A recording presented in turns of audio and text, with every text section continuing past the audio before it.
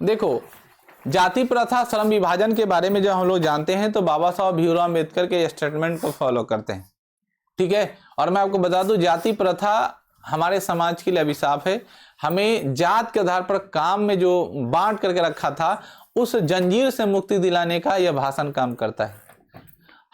हम किसी भी जाति के हों ये मायने नहीं रखता, हमें किस काम में मन लगता है ये मायने रखता है, ठीक है।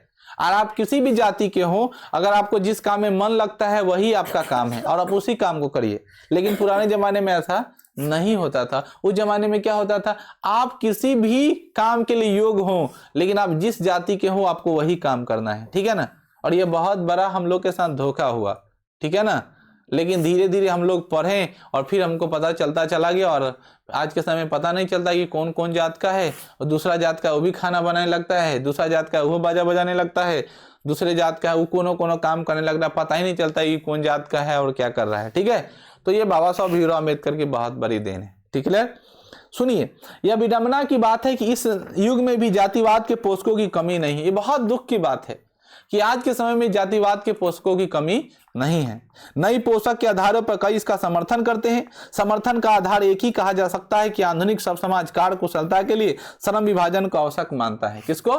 श्रम विभाजन को आवश्यकता मानता है। और चूंकि जाति प्रथा भी श्रम विभाजन का दूसरा रूप है, इसलिए इसमें कोई बुराई नहीं।